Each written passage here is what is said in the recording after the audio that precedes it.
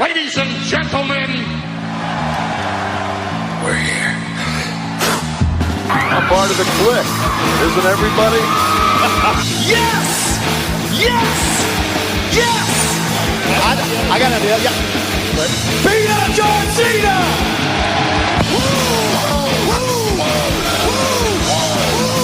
Give me a hell yeah! Oh, a little bit of the bubbly.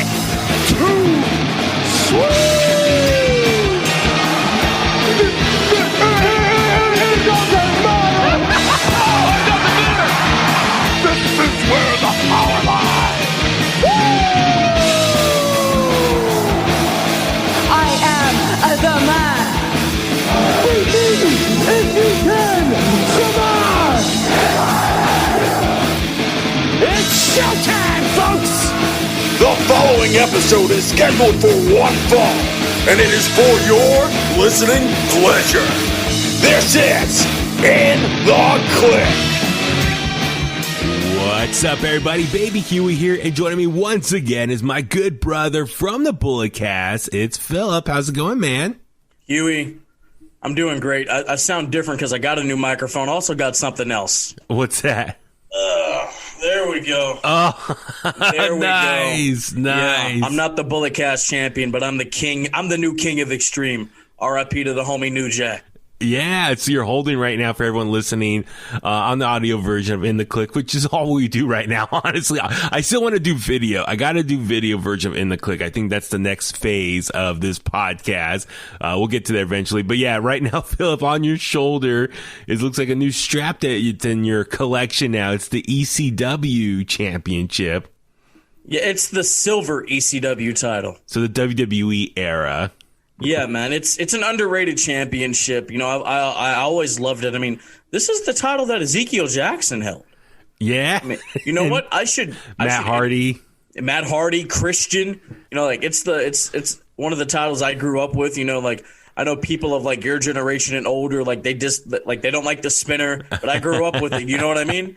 I grew up with the silver ECW title. I thought it was clean. I thought it was cool. Yeah. Okay. So that title right there, that design, please remind me, you know, there's a lot of wrestling I try to keep track of history wise. Okay. The ECW championship under the WWE umbrella when they officially owned it and relaunched it.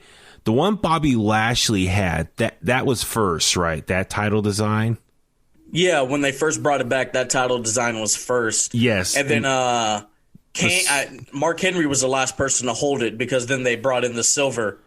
And then Matt Hardy got it, and Jack Swagger and Christian. Tommy Dreamer had it at one point. Christian got it back, and then Ezekiel Jackson was the last ever ECW champion. Okay, so the silver one was the second design. Okay, because I liked when WWE brought back ECW, I liked that title design that they had, because that was the one even Rob Van Dam got right at One Night Stand, if I remember correctly, or had. Yeah. That's it. I like that one. That was kind of more or less a replica of the one from the 90s, if I remember correctly. I don't know if the image is right in front of me to compare it to. There were a couple variations of the ECW title in its entirety. Yeah. I remember. I still remember when Shane Douglas. Did you ever see that footage? I mean, I know it was before you were born, but when ECW first started, it was Eastern Championship Wrestling. Actually, sidebar. At StarCast, I got to hold that title, the very first ECW championship. Okay, so you remember, or you see the footage of when Shane Douglas was the last Eastern Championship Wrestling champion, and then, you know, whatever happened in the history of it all, he threw that title away, or threw it on the mat. That was the NWA title. Was it that one? Okay, and then he announced, then he ushered in the ECW title, and said Extreme Championship Wrestling, and that's how it was ultimately born and stuff. But there's more to it in the history. I think it was at the rise and fall of ECW. That's actually one of the best, to this day, I think one of the best documentaries WWE ever put out, and that one really tells the whole story about what was going on. And it's very fascinating stuff, man. So no, it's very cool you got that championship now. So how many titles is that for you now in your collection? Well, the Bullet Cast title, the other Bullet Cast title, the first Bullet Cast title, Brandon, he has the second one. I have the NWA title, so that's 4. I have the ECW title. I have another championship in there that isn't on display, so that's about 6. Nice. I need to get one. I've been thinking about that. Like, maybe I need like an actual legit, nice, big professional We need a championship. Kliq one, man. We need a Kliq one. I'm thinking about that. Maybe something like that that's for fun, for show, and, for visual and social media, all that stuff. So I'll think about that one. That's something I will look into. But, let's go ahead and jump into this week's episode in the Kliq. I mean, we got a lot of stuff to talk about. And, as always, please remember, subscribe to us on your favorite podcast platform.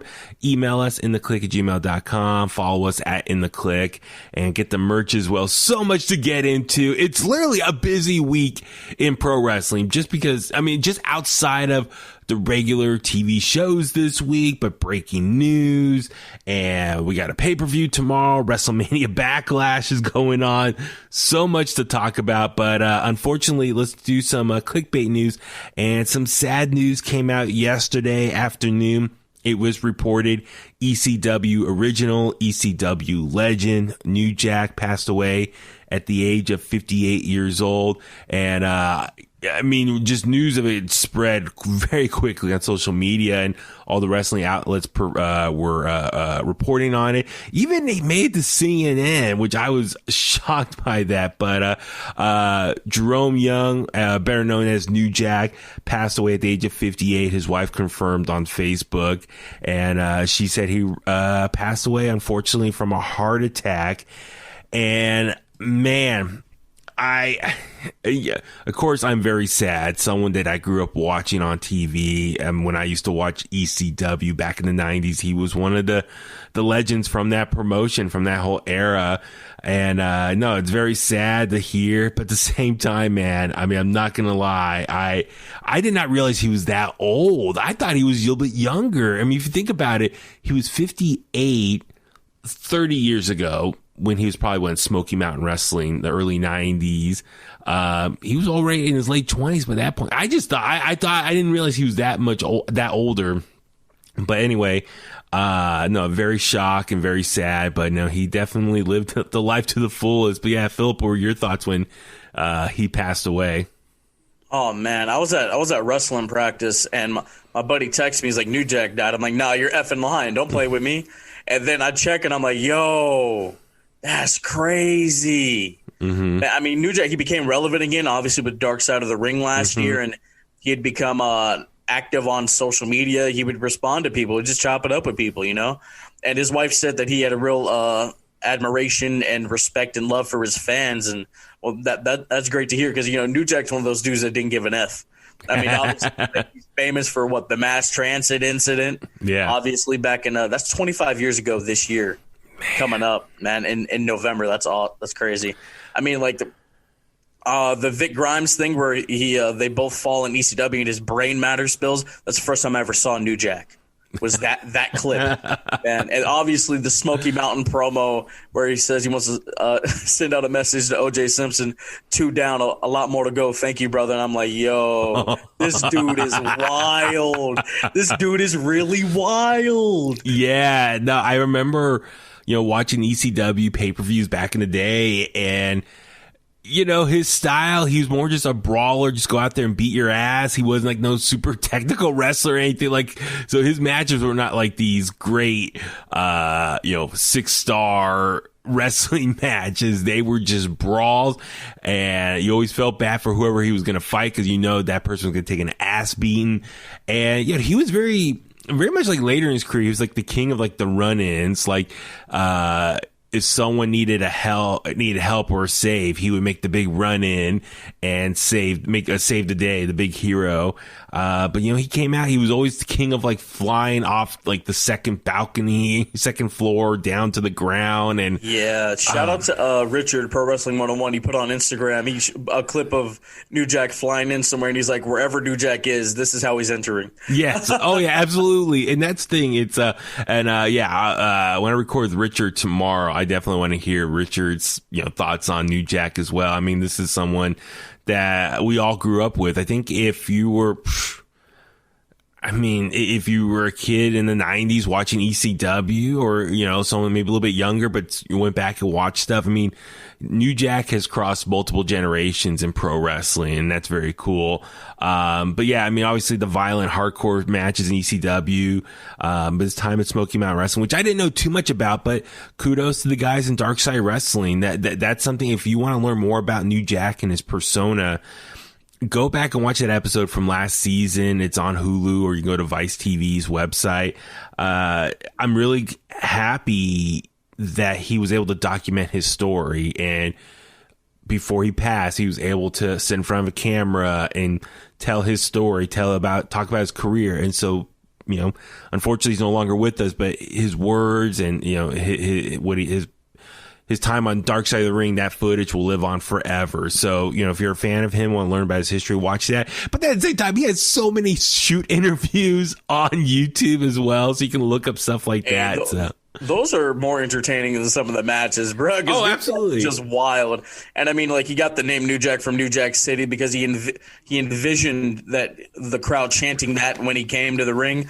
And hey, that was the case. And the Natural Born Killers theme, that's Dre and Cube. You know, Paul didn't pay for the rights. Go check out Paul Heyman's tribute to him that they posted on WWE, the YouTube channel. That's awesome. Yeah, man. Like, once you heard those notes, like that song became kind of iconic because of New Jack. Like, once you heard those notes, you're like, awesome. It's like when Austin. It's kind of like when the glass broke. You know. Just on a smaller scale, like when you heard those first couple notes, you're like, oh man, some issues about to go down. Yeah, like I said, he would make the save. Like, you know, someone's getting beat down in the ring, and, you know, hear those notes, like, oh, here he comes. And, you know, he would just make these sporadic appearances, and no, it was a big deal. He was very fun to watch, entertaining. Of course, our thoughts are with his family and friends at this time. It's a difficult situation, but you know, like I said, he was a big partier. He was very open about just his partying ways, and I think he was still very much partying.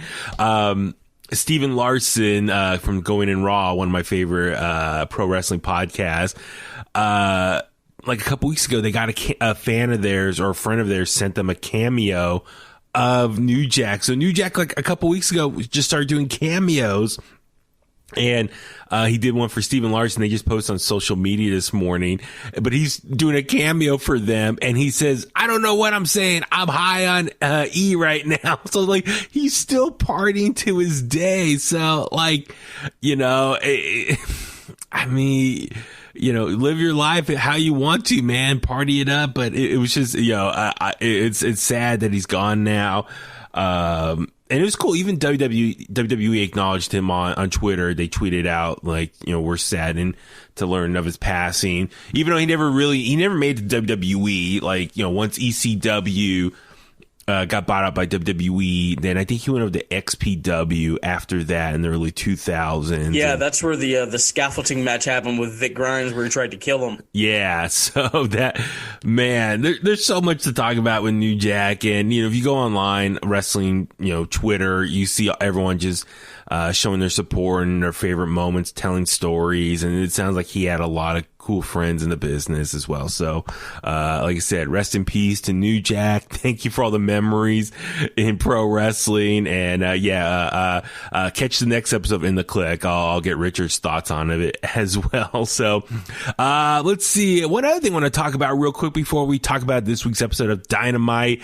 Looks like there's some rumors of some drama, and the higher powers that be that run AEW.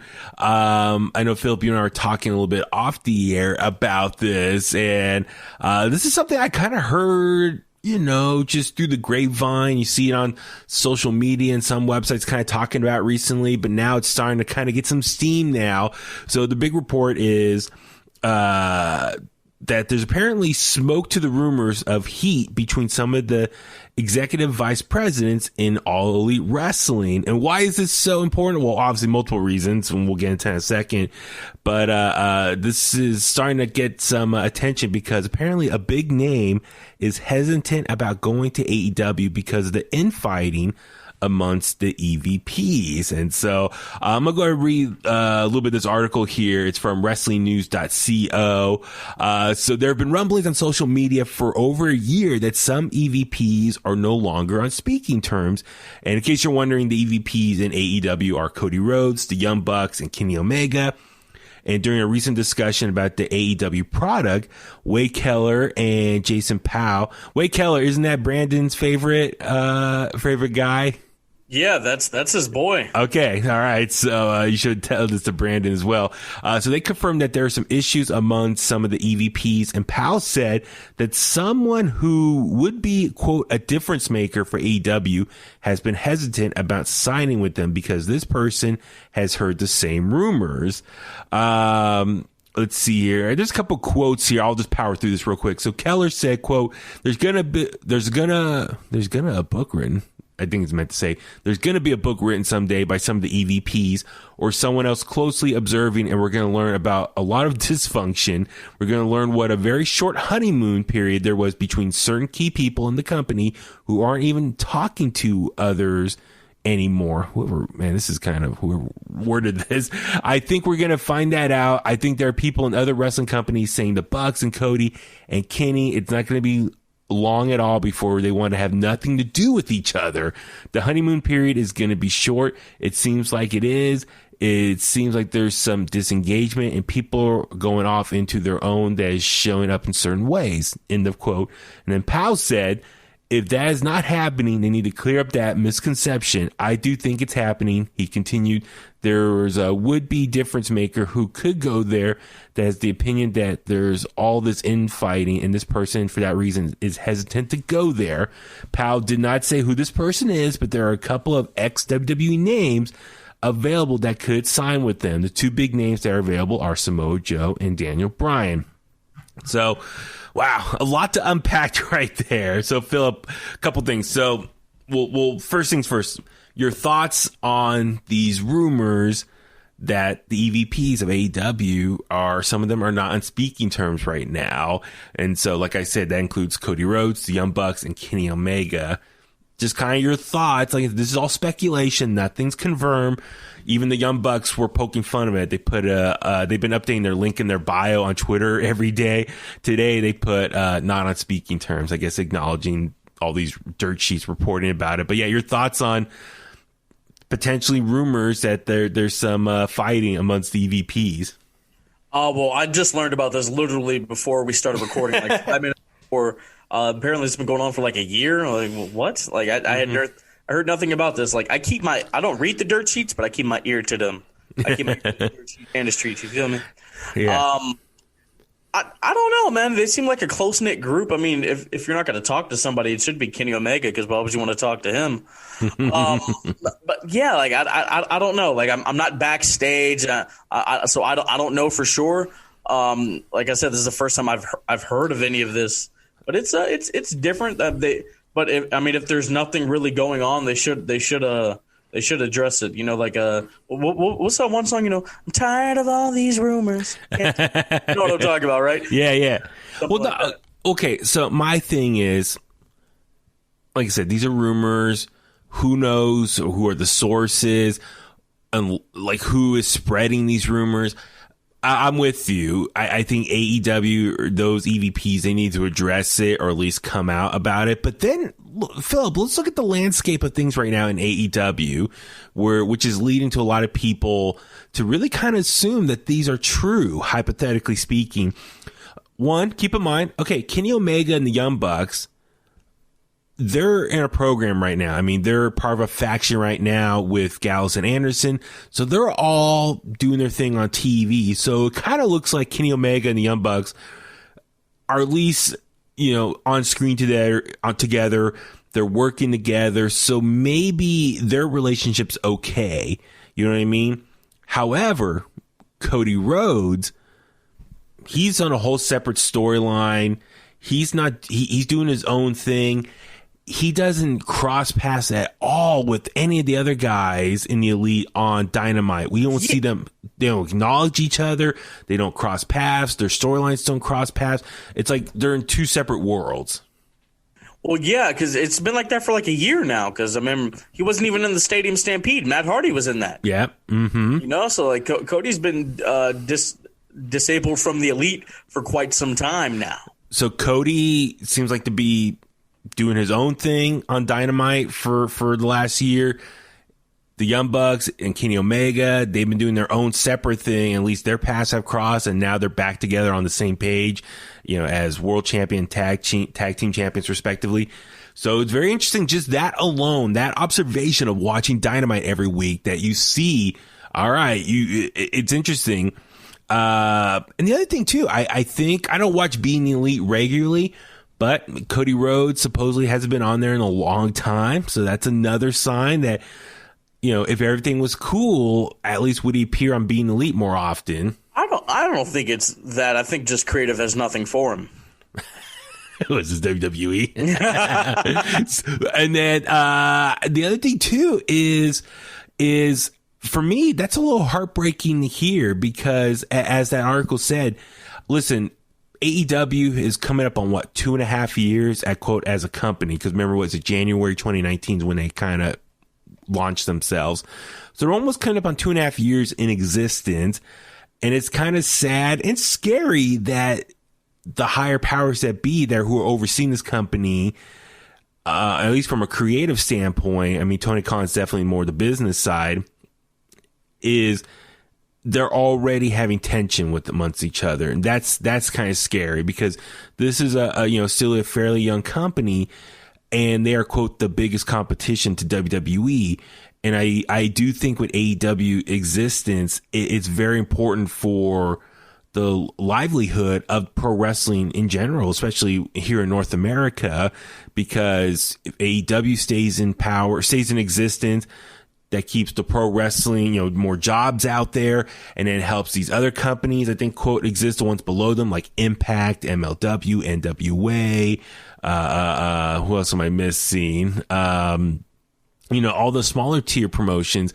I think having a variety of pro wrestling promotions is very important for the business as a whole, and for these wrestlers for having work. So I just worry that the fact that there is already like this drama, I don't want this to spill over and can kind of really affect AEW as a company as a whole, and maybe, screw up their own future with for their existence. You know what I mean? If that makes sense. Oh yeah, absolutely, man. I mean, you look at AEW. I mean, you look like we have Orange Cassidy. MJF is this. I think MJF would have been successful anyway, because he's that charismatic.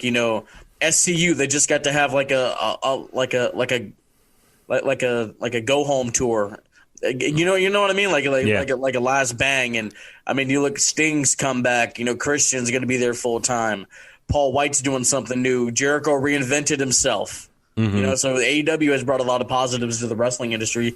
And like, where would a lot of these people be? Where would Britt Baker be? Possibly in NXT, Thunder Rosa, NWA, Will Hobbs. Where would he be? Yeah. You know what I mean? So there are positives, but if there is tension or whatever, they're adults. They can work through it. I hope so. Yeah. Because at the end of the day, tension like within the inner circle that's not what's best for business. Mm-hmm. Yeah. No, that's my thing too. Is like I said, I think the honeymoon period is over, where everyone, I think, was just happy that they got a new business now. They got a new promotion. Everyone's really excited for the future. That period is over with. And they've now been around long enough where it's like, okay, let's, we got to focus on the day-to-day operation. What are our long-term plans? How we're going to make sure we're a long-term success. We're going to stick around for a long time. And now they're also open to a lot of criticism from the fans. Like, okay, we kind of see how things have been going for a while now. This is what I like. This is what I don't like. And so, like I said, I mean, you think about it, like, what was it, 2017, 2018, the Elite and the Bullet Club, those guys were they were the hottest act in wrestling. Exactly. And they all seemed like they were on the same page. They were one big family. They loved each other. And so now it sounds like those guys are all kind of like, having issues with one another. That's kind of sad to hear, that this one great faction in and out of the ring is now falling apart. But it's also, like I said, scary because they're running this new promotion. So I don't know. I would love to learn more about this. Like, is it creative issues, creative differences? Are they having trouble balancing being a full-time wrestler, but also behind the scenes running the show and booking and coming up with creative decisions? Like, I would love to know, like, what's this all stemming from? You know what I mean? So I'm sure we'll probably get more info over time. Maybe one of them will do shoot interview or something.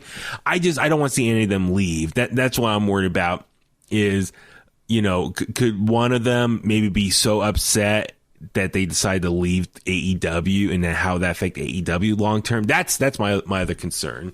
I mean, if that's the case, then the only people that can truly leave are like Cody and Kenny. Yeah. Because the one without the other buck just isn't going to draw money. Like, that's not a knock to Matt and Nick. I love those guys. Two of the nicest people I've ever met in my life. Mm-hmm. But that's just the truth. They're a package deal. Now Cody, he still has the legacy. Dusty's a god in NXT and WWE. He can go back there and win the world title. Kenny Omega, he could get the AJ treatment if he went to WWE. That's a possibility. Hell, that probably would have happened if he had went there. Those are the two logically from the elite that we know of can leave. And what about Hangman? I know he's not an EVP, but he was a part of the elite. He was a big part of the elite. Like, that guy could leave. Yeah, so, see that's plausible options. Then that's it. Just you saying that makes me worried. Like, if one or two of these EVPs get so upset and wants to leave, then will other guys on the roster follow them as well? And then will AEW really start crumbling? So like I said, when I hear this news, it just makes me worry about the longevity of AEW as a whole. That's why, like I said, I'm really worried about this. It's like, okay, hopefully these guys can work out their issues, get back on the same page, and, just look at the bigger issues here. It's like this, we need to keep AEW around for like I said, for the good of the whole pro wrestling industry as a whole, especially here in the US. So we'll keep track of this and see, maybe more info comes out, and I'd be kind of curious to see what's next. But the fact that more outlets are reporting on it, okay, so maybe there is a little smoke to this fire. So all right, so let's since we didn't have time to record last week, sorry about that. It's just been super busy at work for me personally. So much been going on behind the scenes here, home life and work wise. But before we talk about this week's episode of Dynamite, Philip, I just do want to get your thoughts on last week's episode of Dynamite, which was Blood and Guts. It was the Inner Circle taking on the Pinnacle in their version of War Games. For them, they call it Blood and Guts. They can't call it War Games since WWE owns the rights to that name now. But yeah, no, the main event itself, just your thoughts on maybe the show itself, but then the main event itself. Yeah, what'd you think of AEW's first go around of their version of War Games? Well, the show itself, everything before the Blood and Guts match was pre-taped. Yeah, which I found very interesting. And then, of course, Blood and Guts was live. Because remember, we were talking about, like, it was advertised as lasting the whole show. That's what they meant. That's what they meant when that was going on. So that's cool. But as far as the match itself, there were things I liked. Like, Cash Wheeler, like, you saw the photo of his trunks, his gear after his bloody mess. Red equals green, man. Red equals green. The Spanish fly that Guevara did to Sean Spears was cool. Chair shot as well. The chair shot was, that was dope. But there were certain things, like when they're tearing up the ring, it's in picture. When Jericho and MJF are climbing the cage, it's picture. And obviously, the finish or whatever. Like, we know it's a crash pad. Like, Jericho's 50. He's not going to take a bump like that. Like, come on, don't be an idiot. If they had just done, like, the wide shot, okay, they shouldn't have zoomed in on it. They shouldn't have zoomed in on it. Or if they were going to zoom in, they could have – remember when Strowman and Lashley went through, like, that black box thing? Mm-hmm. They could have – it could have been that. It could have been that with a crash pad underneath, and Jericho just disappears in the abyss. That would have been fine. Yeah. So listen, I know everyone has been overanalyzing Blood and Guts for the last week and a half that it happened. I would just say this. Yeah. For the match itself, I enjoyed it. I think I really liked just the fighting and everything that went on in the ring. It just shows two teams that hated each other, were beating the crap out of each other. I love that. I love how the Inner Circle came out with like prison jumpsuits, and on the back it was spray painted on, I guess, the nearest prison from where each of them grew up at, which city that they're from. Yeah, the inmates run the asylum. So that was cool. So like they're all on the same page, like almost like that's their uniform for going into battle. Pinnacle is all cool. They're all wearing like sleek white gear, which made sense. You know, hey, when blood starts pouring, it will really show up on their gear as well. Tully Blanchard on the outside. But yeah, like I said, they're all beating the crap out of each other. And at one point they started ripping one of the rings apart and was, bodies were hitting the wooden planks on the bottom of the ring. I thought that was a cool visual. And, like I said, it was great. It was unfortunate how many picture-in-pictures or how many commercial breaks they had to go to for this main event. And that really sucked because like visually, like you're getting into it and all of a sudden they go to commercial picture-in-picture and it's a small little picture and you can't really see big moments in the match taking place. There was some big stuff going on during that commercial break and you can barely see it. You couldn't hear the commentators because you're in the commercial break. You're listening to the commercial audio. So I'm like, oh man, this kind of sucks. Like, I just kind of wish if they were able to, you know, work it out in advance, maybe get a sponsor and go commercial free. Like just for blood and guts.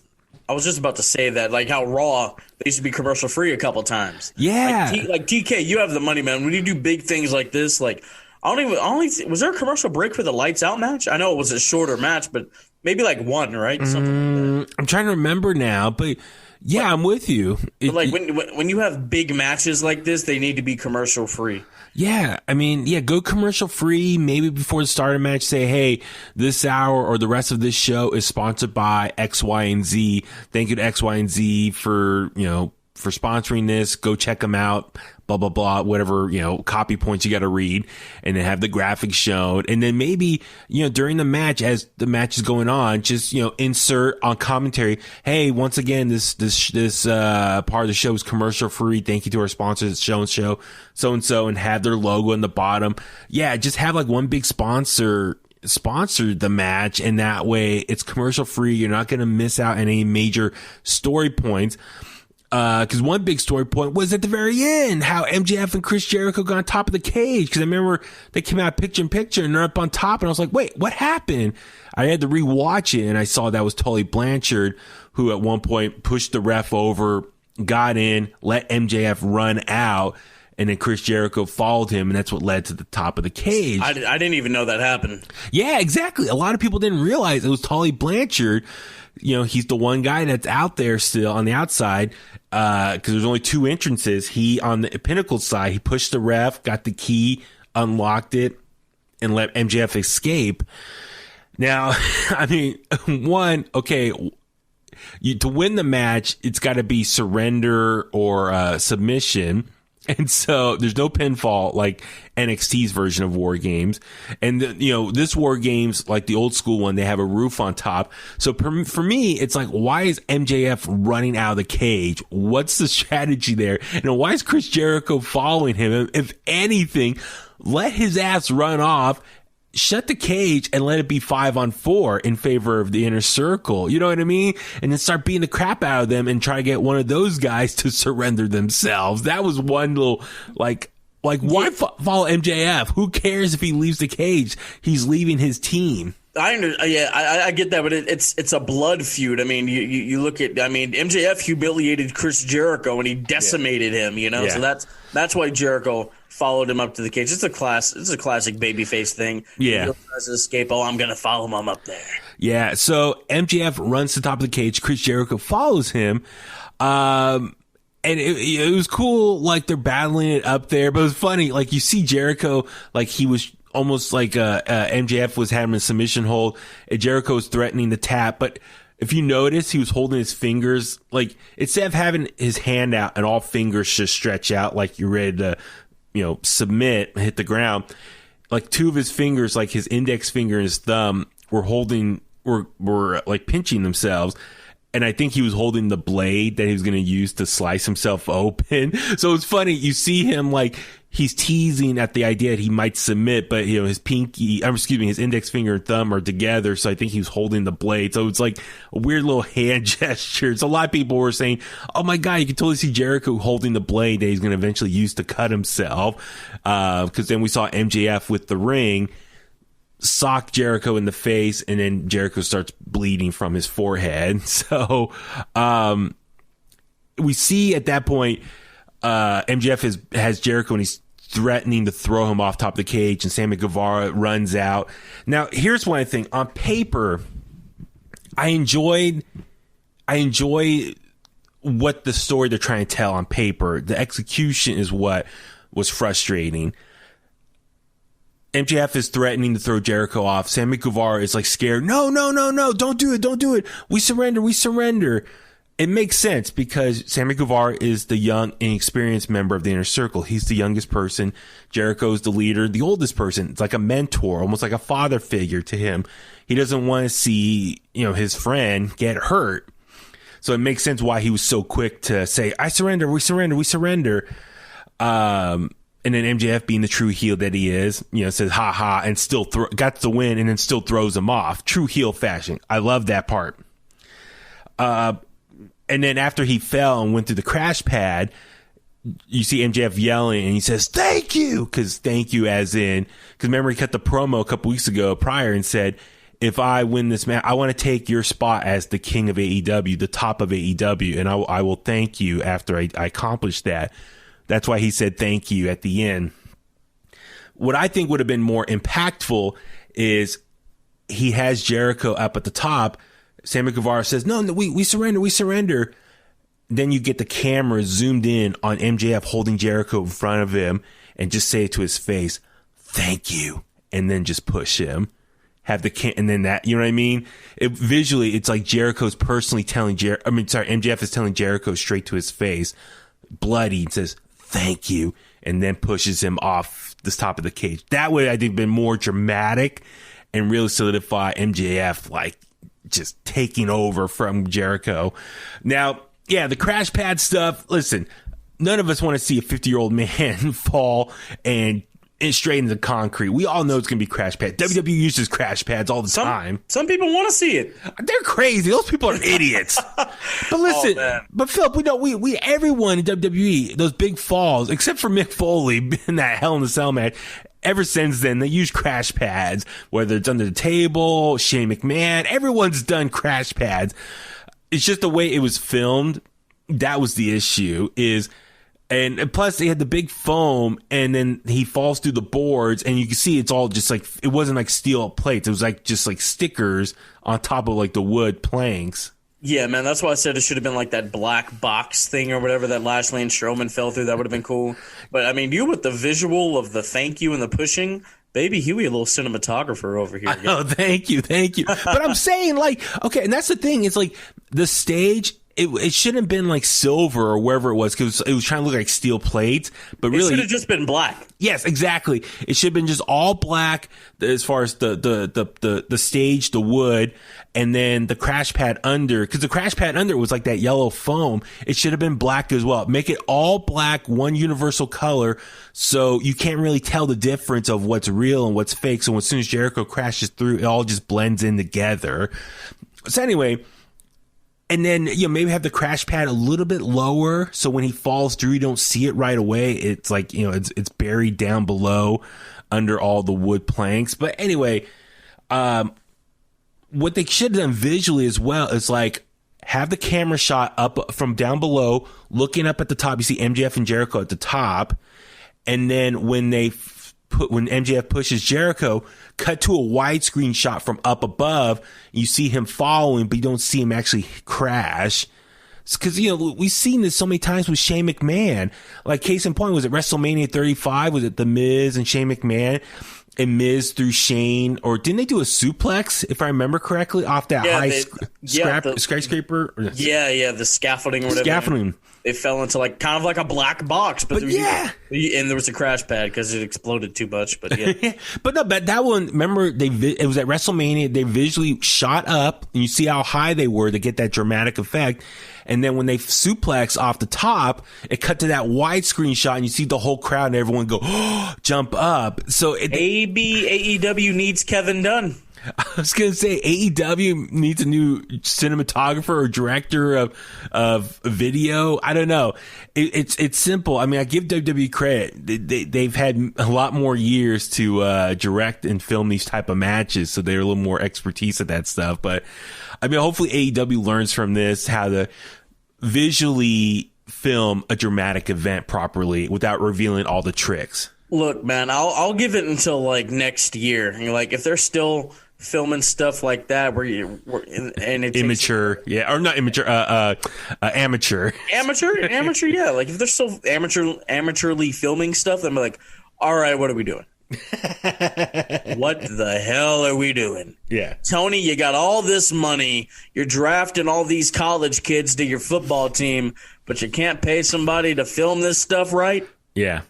So that, like I said, that was the big issue, was just the ending had to really capitalize on a real dramatic moment. That's the big issue here. So, we're already seeing the fallout on this week's episode of Dynamite. So let's go ahead and power through this. Phil, what are your just overall takeaways from this episode of Dynamite here? It was all right. Yeah, Yeah. I mean, it was nothing special. It was cool. We got a title change. That's really it. Yeah, really love the tag match though. Oh yeah, and we'll get into all that. A couple things is let me get my notes here. Yeah, is this episode of Dynamite when I watched it again earlier tonight. I watched it on Wednesday live, and I don't know, maybe I'm just not feeling it, but like lately I feel like I've realized I'm starting to nitpick more things from Dynamite each week. Like bell to bell, in-ring wise, it's some of the best in-ring work in there, best in-ring work in there for some of these wrestlers. But a lot of the storytelling and the logic and these promos that they're cutting, there's so many holes in it, and it's starting to get a little frustrating because me as a fan, like trying to emotionally stay invested in all this, it's tough. Like I realize there's some stuff here that I just don't care anymore, or I'm not as emotionally caught up in as I once was last year. So I wish they would work some of this stuff out. And let's go ahead and like go through some of this. This was an episode I felt like they try to squish in way too much in one episode. So much happened in this. There were several matches here that could have easily been main event on other episodes of Dynamite. Like they think they try to overdo it. And now that Blood and Guts is out of the way, it's like they're trying to hurry up and get ready for Double or Nothing now. They realize, oh crap, we got 3 weeks now till Double or Nothing. This one really set the groundwork and foundation for the majority of the matches for Double or Nothing. So, the opening match, though, we saw Jon Moxley defend the IWGP US Championship against, Yuji Nagata here. This match was a lot of fun. You know, it was hard hitting, that strong style, back and forth. Moxley comes out to Wild Thing by the Trogs, which bro. I get he was paying homage to Onita. He never needs to do that again.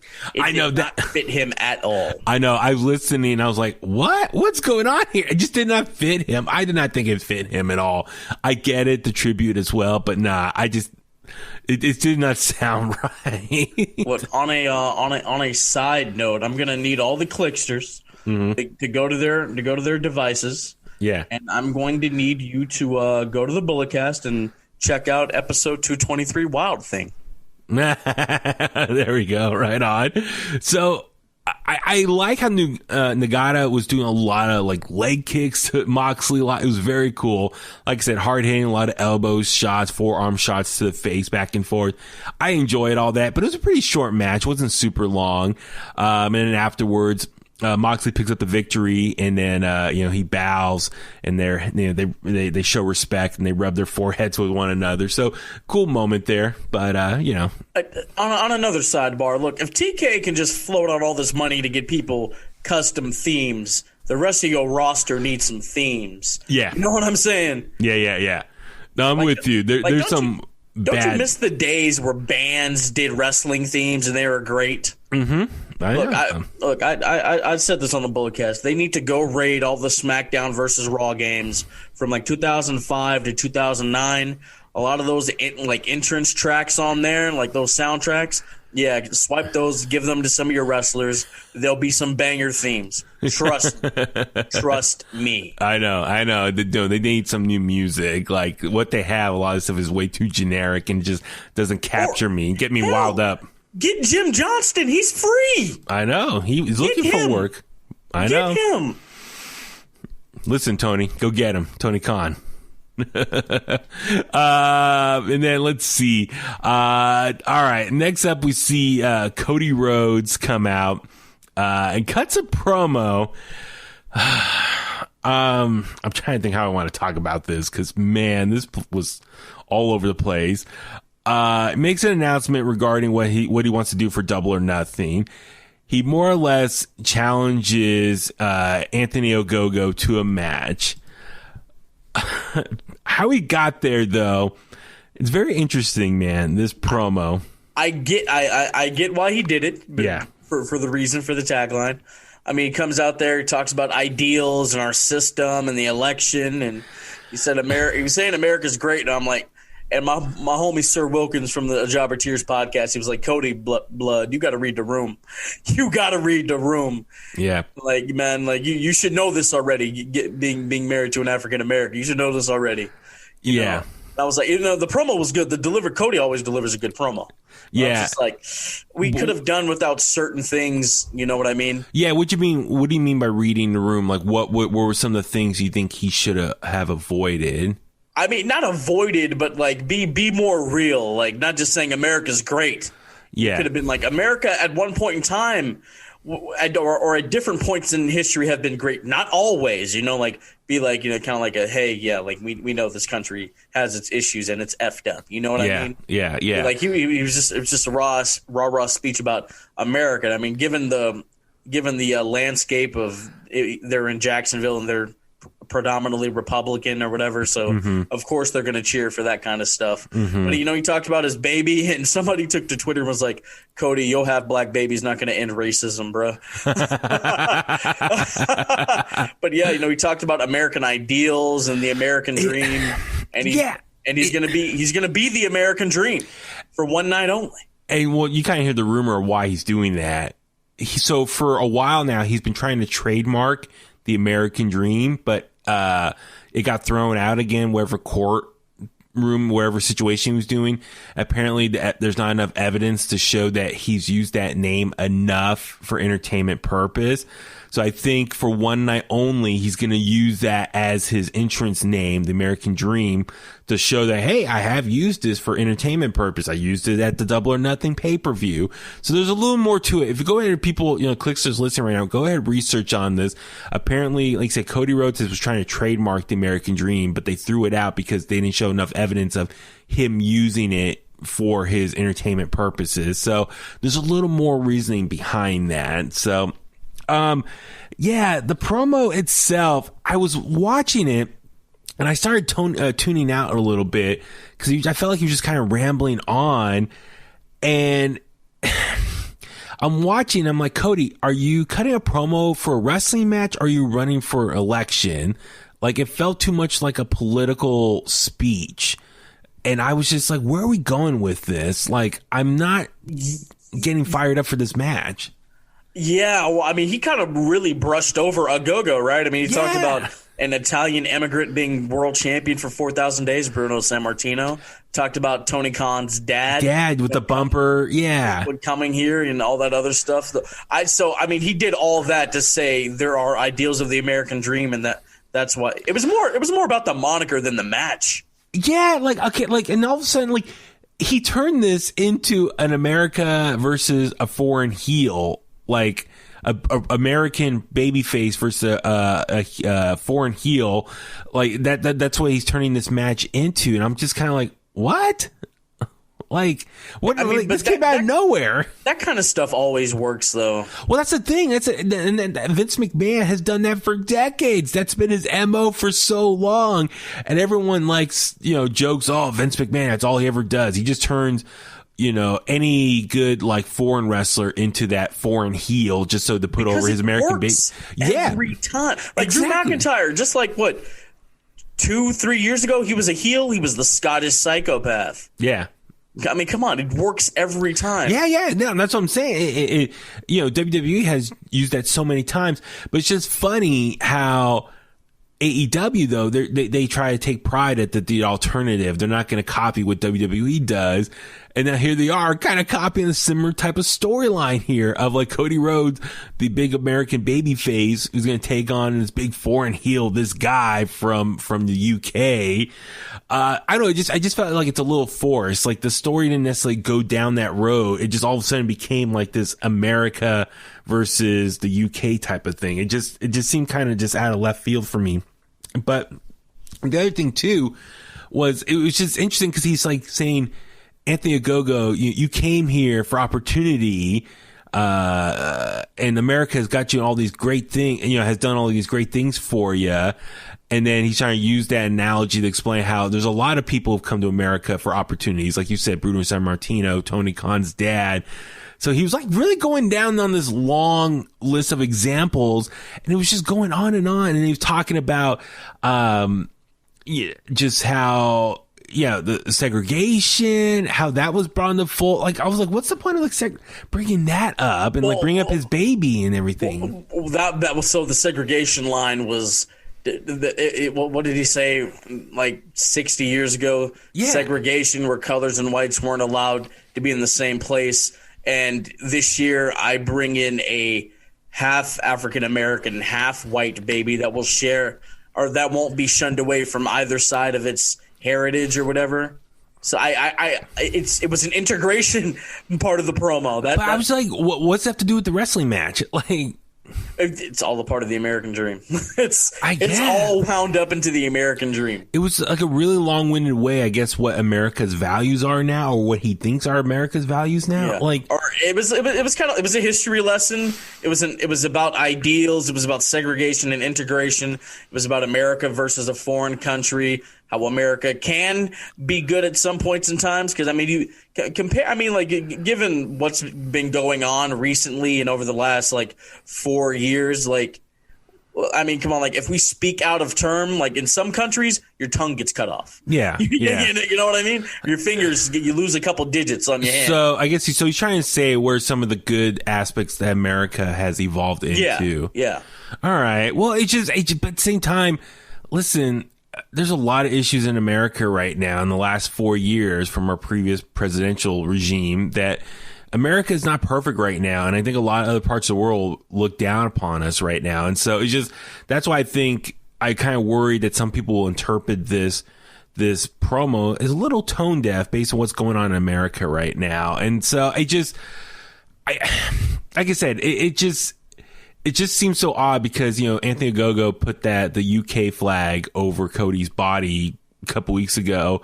Now all of a sudden it's turned into America versus evil UK wrestler now. It just, like I said, it just seems kind of forced out of nowhere where, because Anthony Ogogo, I think just in one promo just said one line, just saying like UK was better or something, but it's not like that's been his whole MO as a performer in AEW thus far, that he's better than America as a whole. You know what I mean? Just, I don't know, like the storytelling was just off. And Cody, he's just floating right now. He's floating. He's a floater right now. As far as just going from one person to the next. Yeah, I mean, like the Pentagon thing was like a week. I know. Like I would love to see that at Double or Nothing. Yeah. Like I like Anthony Ogogo. I like him. The kid can go. But I'm like, they should have ran that Pentagon thing up until Double or Nothing. Yeah, let me see. I'm just looking here at the website, see anything I missed. So let's see. Anthony Ogogo is a visa courtesy of America. Let's see. No, it's not the England Dream. Oh no, it doesn't have the full speech here. But yeah, it's just like I said. I just felt it was a very long-winded promo to ultimately just set the point that he's the big he's representing America and he's taking on this big foreign heel, and for one night he's going to go by the American Dream. That's ultimately what he was trying to say. It was a very long-winded promo to get there, and it was just like, I think a lot of people, you look online, a lot of people thought it was very cringeworthy and was taken off by it. So Listen, Cody, amazing speaker, but like I said, his promo just felt more like a speech for a political campaign than for a wrestling match. And I love Cody Rhodes. You know, he's one of my favorites, but this one just seemed a little off, and I was not fully buying it. And so, I'm excited for the match, and we'll see what Anthony Gogo does in the next couple weeks to kind of start building him up, though. He's still so fresh on the scene. Like, they got to build him up a lot more to make me kind of believe that he's a threat at all the Cody Rhodes at Double or Nothing. Because I there's no way Cody's going to lose. No, yeah, absolutely, man. And next time Cody even tries to attempt these waters, he needs to read the room. Yes, exactly. Not once or twice, but 3 or 4, maybe even more. Yeah. Next up, it was SCU taking on the Young Bucks for the AEW World Tag Team Championships. Hey, a really good match. I mean, God, Frankie Kazarian and Christopher Daniels are two of the best in-ring workers AEW has to offer. A lot of great spots here. Christopher Daniels, he's one of the best, if not the best, at the moonsault. Am I right? He's so smooth at it. Yeah, and at his age, to still be able to pull that off, that's a testament to how badass the Fallen Angel is, man. I mean, like, the combination of Kazarian and Daniels, that's new for, like, people who haven't been paying attention. But, hey, man, I was rocking with them when they were Bad Influence in TNA.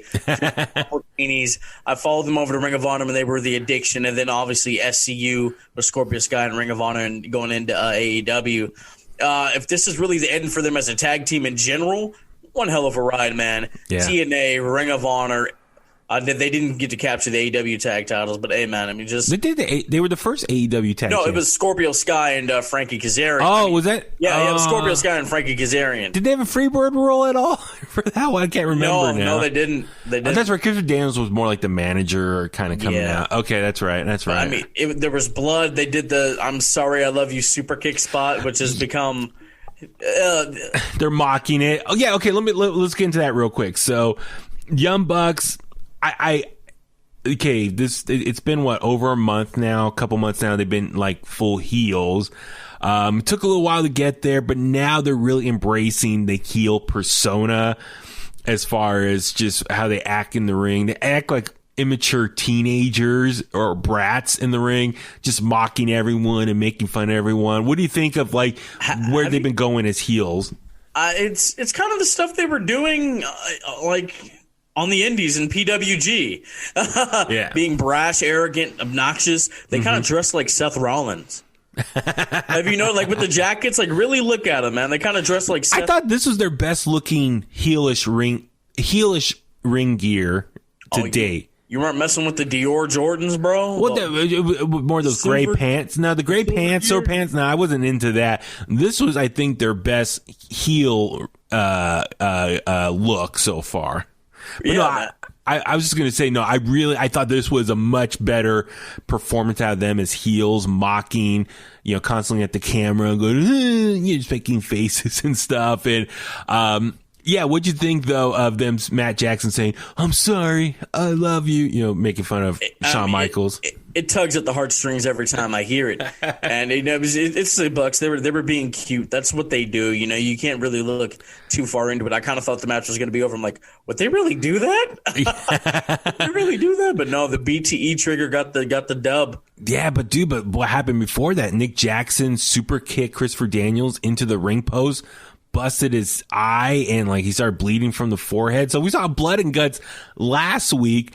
This week we get more blood in this tag match. It was hard way though. Yeah, that wasn't planned at all. No, not at all. That was total accident. It made the match better.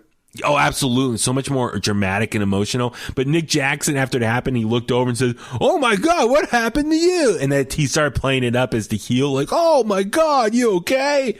But dude, he was bleeding. He was out for a bit, like ringside. And then it turned on 2-on-1, the Young Bucks versus Frankie Kazarian. Frankie Kazarian put on a hell of a fight, which is funny because he's like all babyface again. But remember, was it last month he was heelish, taking on, Christian Cage? That's my issue, I say, with AEW. 1 week someone's like a babyface, the following week they're like heel again, and back and forth. I mean, that's a whole nother issue topic with AEW. But like I said, Frankie Kazarian put on a hell of a match, and then finally Christopher Daniels came back in for a big save, and he had like one big hot tag to try to overcome the odds.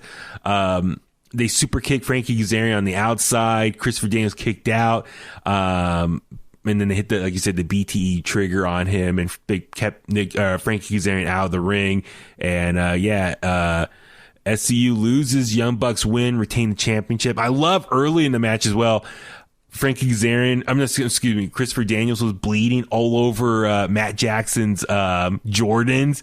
So all the blood on the Jordans, I was like, oh, that was a great visual. And Matt Jackson got pissed and started beating him up. And with those pair of Jordans, you're supposed to wear like black laces or something. So the white, maybe it was planned for him to bleed then with the white laces. Mm-hmm. Maybe that was the plan. But rumor has it that this CD's probably like done in ring in general after this. Yeah, so that's the big question. Is like, what's next for Christopher Daniels? He's also 50 years old. So no, he's like 51 or 2 now. Yeah, so I don't know, man. What's his future is? If he could still go like that, I'd put the TNT title on him at some point in time. Or maybe could he be like a Jerry Lynn type character? Is it Jerry or Flynn? I keep getting mixed. Jerry Lynn? Jerry Lynn, yes. I was getting his name mixed he up. works there. He works there too. But both of them. But I'm saying like maybe he could be behind the scenes like a manager or trainer or something like that. But what I'm pissed is as soon as the match is over, they go to the back and you see Moxley and Eddie Kingston tearing up the Young Bucks locker room and stuff. Yeah, they didn't get the proper farewell thank you. Yeah, and like I said, either this match should have main evented this show or should have been on the pay-per-view for Double or Nothing, because you have this legendary tag team. As you said, they've gone under different names and different promotions. So they've been a tag team off and on for a long time now. For well over 10 years now. Yeah. So out of respect for them, they should have had a proper goodbye, a farewell on this episode of Dynamite. Like after the match, they wave to the crowd. They say thank you, something. But no, they didn't. They abruptly ended it. They go to the back. You see Moxley, Eddie Kingston tear up the locker room. I did laugh, though, when Moxley's like, I'm going to use the bathroom. And Eddie Kingston's like, yeah, go blow that up. Like, take a big crap in there. But, after the commercial break, they showed like a video of them leaving the ring together. But like you have this legendary tag team that were the foundation of AEW. Like they were one of the first signings for the AEW. And you don't give them that respect of like a proper goodbye. I mean, I felt that was in poor taste. And you have to remember, like that SCU act was hot. Oh yeah, we saw it at APW. Exactly. Like you were like, this is the worst town I've ever been in. Like, come on, man. You got people chanting that their town sucks. Yeah, like SCU. But it was so over, man. Hey, Daniels, Kazarian, thank you for all your years of service, man. Yeah. We'll SC you down the road. Yeah, so I don't know if this is going to lead to another angle. Listen, I get it why it didn't maybe happen at the pay-per-view, because it looks like it's going to be Moxley and Kingston versus the Young Bucks at the pay-per-view. And no offense to SCU, but those are the two bigger names, so it makes sense for a pay-per-view. Save that for the pay-per-view. But like I said, this should have been main eventing the episode of Dynamite, and then after the match, give them a proper goodbye. I wonder if they're gonna get involved somehow at Double or Nothing still to cost maybe the Young Bucks the titles or something like that. That's something to keep track of. And then even Young Bucks, afterwards they go back to the locker room, and them and the Good Brothers are looking at the locker room all beat up or all torn apart, and Carl Henderson's like, this is where we pray to our Lord. I thought that was a pretty funny line. But Young Bucks challenged the Varsity Blondes to a match next week, and then challenged Moxley and Kingston to a match at Double or Nothing. So I'm like, they quickly forget about SCU. They're challenging Varsity Blondes to a match next week, and then already challenging to the pay-per-view. So I feel bad for Varsity Blondes. They're going to be a quick little afterthought as well. You know what I mean? Like, they're going to go through them real quick, and everyone's going to be focused on the pay-per-view already. So they're not going to get their time to shine as well. Hey, man, speaking of the Varsity Blondes, dude, last week Max Caster That rap where he was like, in 10 years, you guys are going to be on Dark Side of the Ring. Yo, that dude's going to be a star, man. I like Max Caster a lot as well. I love him. No, so like I said, I for SCU, and even the stipulation that if they lose again, their career was, or their tag team was going to be done. I wish they would have played that up more often in the recent months. I felt like that was such an wasn't that December when they announced that, and then it kind of became quiet, and now all of a sudden, like the last couple weeks, they brought it up again. I was like, come on, guys, that's something they could have really focused on for the last couple months. Like every time they had a match, put the drama, like, is this going to be their last match or not? Anyway, that's a whole nother story, another example of bad storytelling. Let's see what's up. We saw Orange Cassidy take on Pac. The winner would become the new number one contender for Kenny Omega, Double or Nothing. This match was really good at first. I mean, Pac, he always takes his competitors and just throws them in the barricades multiple times. Unfortunately, it kind of ended a little early because Orange Cassidy took a power bomb, landed on his head, and he looked concussed or knocked out. So they kind of called an audible, and Don Callis came out and, said, hey, get up, come on, we need a winner. And then Kenny Omega came from behind, hit Pac with the title, and both were knocked out, and it was a double count out. And then Tony Schiavone said, oh, well, hey, since it's a double count out, Tony Khan decided it's going to be a triple threat match. So what do you think of how this whole match, how it played out here? Why are people continuously getting knocked unconscious in AEW? Matt Hardy, Alex Reynolds, Orange Cassidy. Look, if I'm like, I don't know, Samoa Joe or Daniel Bryan who have had injuries, I'd be like, that'd be a nice paycheck, but people keep getting knocked unconscious over there. Oh, that's what I forgot to ask you earlier. I'm so sorry. Thank you for reminding me. So with the EVPs and their arguments and stuff, as I said in the article, so there's a free agent signing, a difference maker that's a little worried about signing with them based on this drama. Who do you think it is? Do you think it's CM Punk? Do you think it's Daniel Bryan? Do you think it's Samoa Joe? Well, Samoa Joe still has 79 days or something left on that no compete. Mm-hmm. So I mean, Punk, he's the difference maker, but I don't think he cares about the drama, backstage BS that doesn't involve him. Yeah. He's there to do the job, collect a paycheck, and go home. Yeah. Daniel Bryan on the other side, I think more of the medical stuff, like people being unconscious, would worry him. Yeah. I mean, maybe some of the backstage politics too. I don't know, but he's not going to be an EVP. He's not going to be in on production meetings. So who really cares? So it'd be interesting to see what happens, though, if whoever these big free agents signing that's scared to sign with them based on this drama. So yeah, like I said, we'll hopefully get more info. For this match itself, though, the rumor was it was going to be a double count out anyway, and the triple threat was always on the books to happen. But I do give AEW credit in this moment to call the audible and come up with this quick finish of Kenny Omega getting involved, knocking out Pac, and getting the double count out there. Or excuse me, it's going to be a double DQ or something, like a double count out outside the ring or something. So a little scary situation. Hope Orange Cassidy's okay. It was a good match up until that point. I don't know though, but I'm not really feeling Orange Cassidy and Pac in this match against Kenny Omega. I'm like, that's the best number one contender they could come up with. Well, yeah. So wait, hold on. Hangman Page lost to Cage, and he went from 1 to 5. Yeah. I guess that's how that works. Well, then and apparently it looks like Hangman's challenging Brian Cage at Double or Nothing.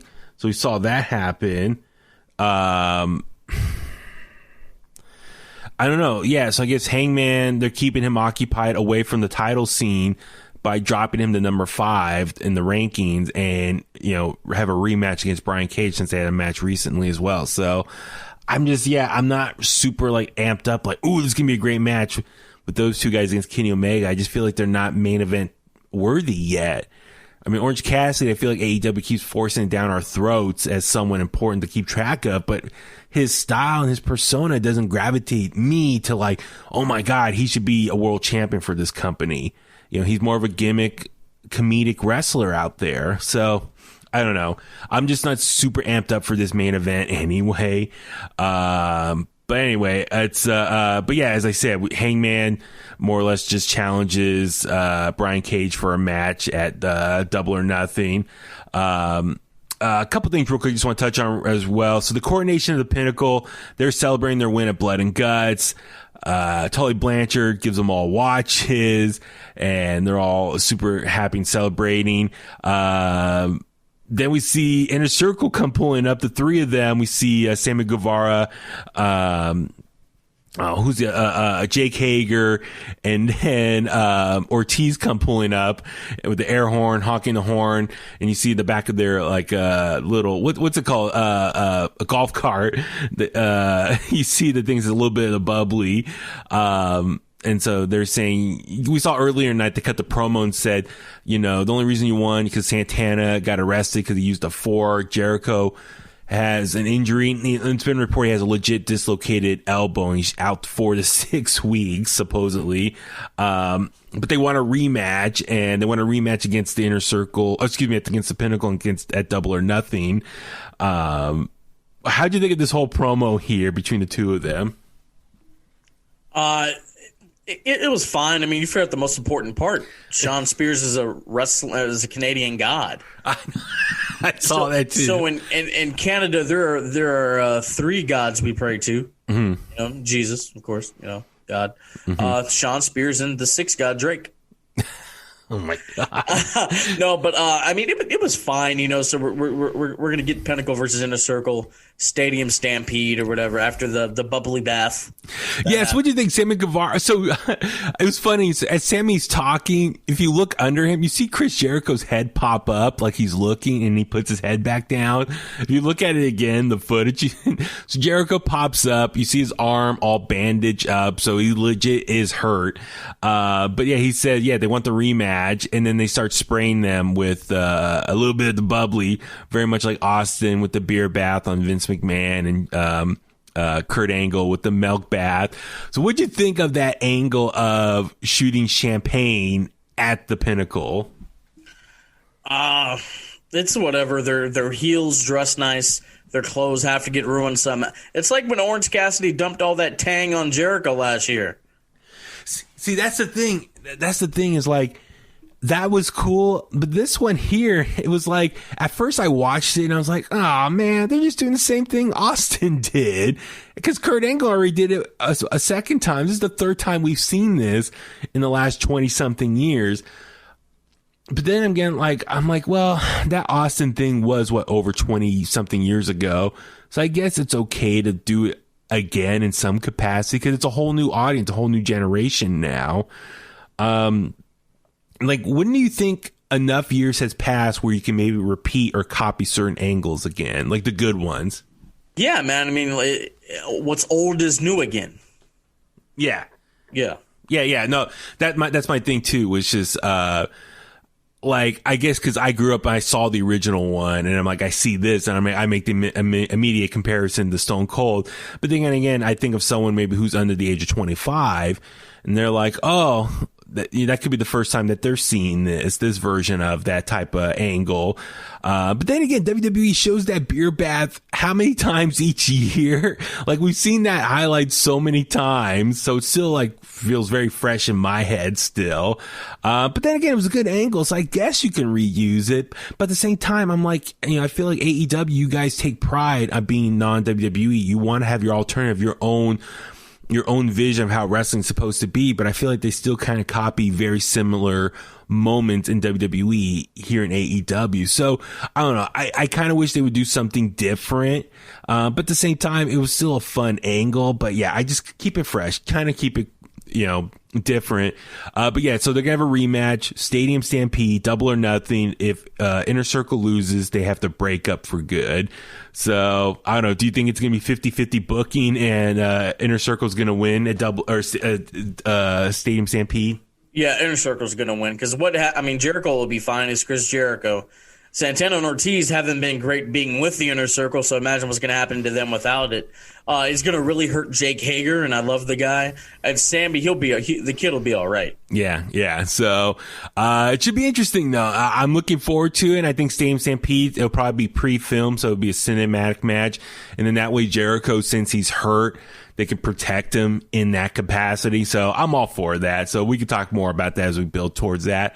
I love Britt Baker's sit-down promo or interview with Jim Ross here. I just thought it really sold how much he's improved over the last year, and just how she says she wants to help the women's division and carry it to the next level. So I love that whole promo there.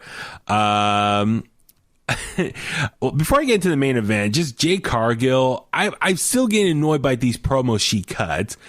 She says she's her own boss, she's her own businesswoman, she's her own bitch, but yet she's taking offers for a manager. If you're in charge of your own career, why have a manager then? Why even feel out offers then? I feel this is so stupid. Like, I'm so annoyed by this. You act like you're your own boss, but yet you're interested. Maybe is it just the fact that people are approaching her and she's just listening, but at the end of the day, she doesn't care because she's going to do her own thing? Well, you have to look at it. I mean, she's new. Like, she's only had, like 3 matches ever? Mm-hmm. Ever, right? So she thinks she knows this business, but you look at Matt Hardy. I mean, he knows the business. Vicky Guerrero, how many world champions has she managed? A lot. Yeah, you know, so like, you gotta kind of play your options. Like, yeah. So honestly, I'd let her go over with Vicky. Yeah. What about Team Taz? That'd be different. Yeah. That'd be a swerve, bro. I know. I mean, also shout out Ricky Starks, wishing him a speedy recovery. Apparently he has a broken neck, right? He's going to be out for 3 months or something. So he's got a broken freaking neck. Yeah. I know. So talk to Kurt Angle for some advice on the recover. All right, let's talk about this main event here. TNT Championship on the line. Darby Allin taking on Miro. I love the promo before of Darby Allin, that black and white footage of him in Seattle. And just him like, hey, and after falling down those steps last week from Ethan Page and Scorpio Sky, had to reevaluate some things. But then he called out Miro and said, like, dude, when you showed up here, you were playing video games, you were a best man. You've been underperforming. It's been underwhelming his whole time in AEW so far. So I love how Darby called him out and said how much the TNT Championship means to him. I love this whole promo here. And the match itself, it was very much David versus Goliath. What'd you think of Miro's trunks with the TNT Championship already embroiled on them? It reminds me of Rick Rude in those IC title tights, baby. Oh, yes, exactly. But dude, great match here, though. I mean, once again, Darby Allin getting his ass handed to him the majority of the match, but Miro looks so good before the bell rang, beating the crap out of him, then telling the ref, ring the bell, ring the bell. Darby slid out of the ring. You notice he didn't do that because Brody did that to Cody. So the ref didn't ring the bell right away. Okay. Yeah. So in which I thought the match, the way I thought it kind of should have been the same thing, like attack him a little bit, ref rings the bell, boom, Machka kick, accolade, done. We go on. Like that ending, and I pictured that ending sequence, yeah, like the accolade and how he's bending back, and like so the way this match would have went, I would have put it on Double or Nothing for a rematch and done this.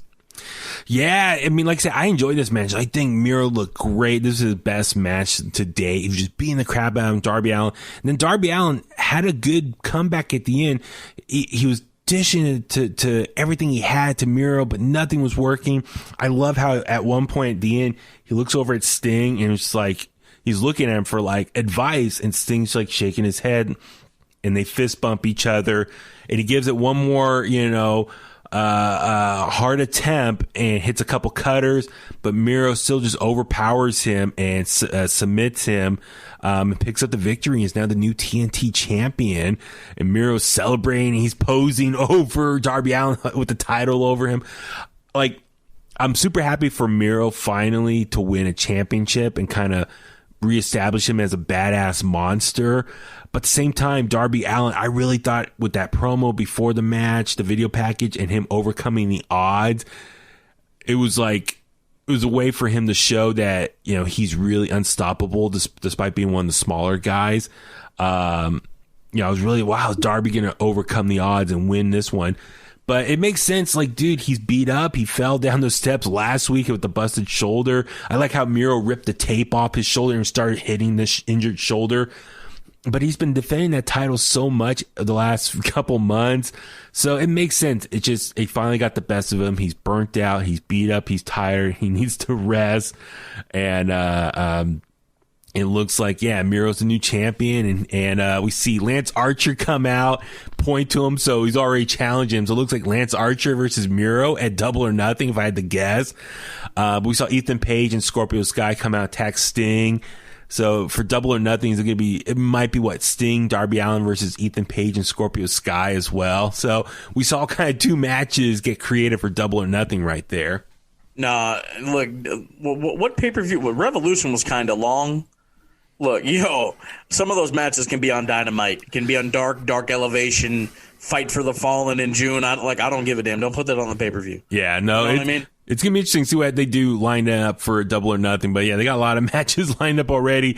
Sheeta versus Britt Baker as well is on the book. So it's going to be interesting, man. So a lot of stuff to think about and keep track of here. And we're excited on the road to Double or Nothing now. So, like I said, a lot happened in this episode. Some good, some bad.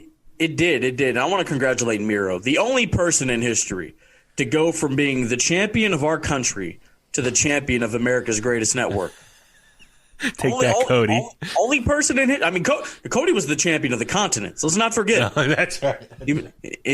All right, and so was Mr. Brody Lee. Mm-hmm. Let's never forget. But I mean, still, that's a great accomplishment. Exactly. So, all right. On that note, let's start wrapping things up. Philip, where can all the Kliqsters find you online? Oh, you can find me online on Twitter and Instagram at HeelAntwine, HeelAntwine. The Bulletcast on Instagram, at Bulletcast on Twitter, The Bulletcast YouTube channel. I did an interview with Gio Galvano, the GSW Next Gen champion. Please go check that out.